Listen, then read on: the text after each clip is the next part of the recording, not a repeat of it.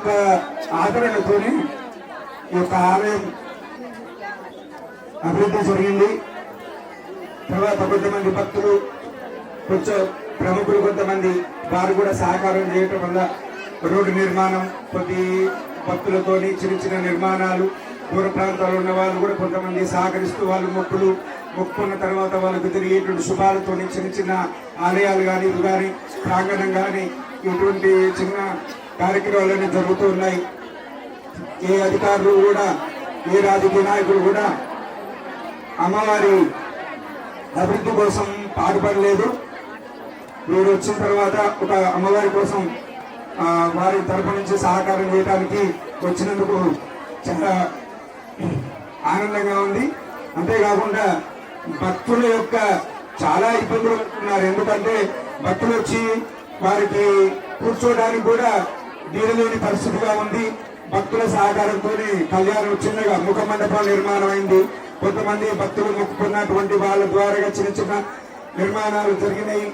తర్వాత అమ్మవారి యొక్క దక్షిణ వైపు ఉన్నటువంటి మండపం కూడా చిన్న చిన్నగా, అది 6 సంవత్సరాలు అయింది మొదలుపెట్టి, ఒక 8 లక్షల వరకు నిర్మాణం జరిగింది. కొంతమంది లోకల్లో ఉన్నటువంటి భక్తుల సహకారంతో ఇది పూర్తయింది. ఒక 18 లక్షలు 20 లక్షల వరకు అయితే అమ్మవారి యొక్క ఆ మండపం నిర్మాణం పూర్తవుతుంది. ఆ భక్తులందరూ కూడా అమ్మవారి కళ్యాణంలో చేసుకోవడానికి కానీ భక్తుల యొక్క సహకారంతో కానీ అన్ని కూడా అందరికి కూడా సామాన్య భక్తులు కూడా ఇక్కడ చుట్టూ కాలనీ, చిన్న చిన్న కాలనీలు కూడా ఉన్నాయి. వాళ్ళందరికీ కూడా ఇక్కడ ఒక ఆలయం, ముఖ్యమైనటువంటి ఆలయం ఉంది. గ్రామానికి ఈశాన్యంలో ఉంది. ఆ అమ్మవారి యొక్క వెలిసినప్పటి నుంచి కూడా గ్రామం అభివృద్ధి జరుగుతుంది, భక్తులకు మేలు జరుగుతుంది, శుభాలు జరుగుతున్నాయి. కానీ ప్రముఖులందరూ కూడా ఈ అమ్మవారిని ఎవరు కూడా పట్టించుకోవట్లేరు. తర్వాత భక్తులకు ఇబ్బందులు అవుతున్నాయి.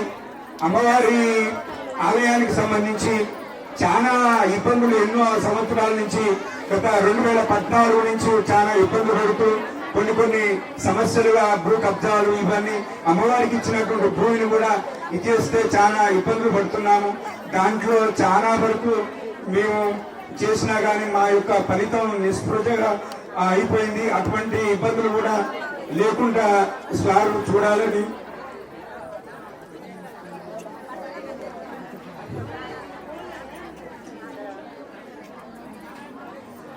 అటువంటి ఇబ్బందులు లేకుండా చూడాలని కోరుతున్నాం.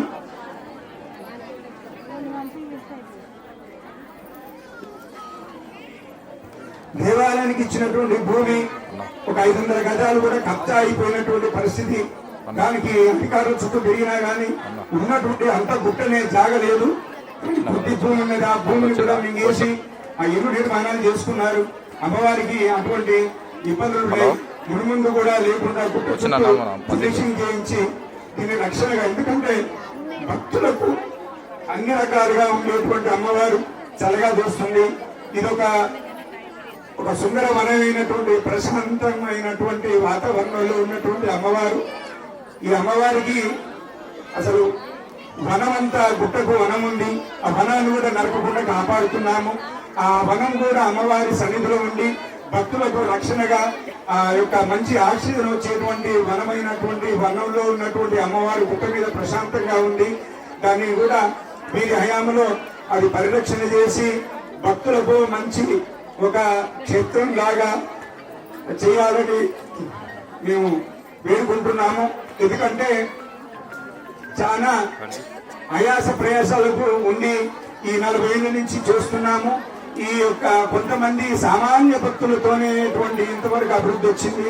సారు మాటిచ్చారు కాబట్టి వారు కొద్దిగా సహకారంతో కొద్దిగా దృష్టి పెట్టి భక్తుల కోసం చేస్తే చిరకాలం వారి పేరుంటుందని మేము పదే భక్తుల ద్వారా, అందరి ప్రజల ద్వారా నేను కోరుచున్నాను.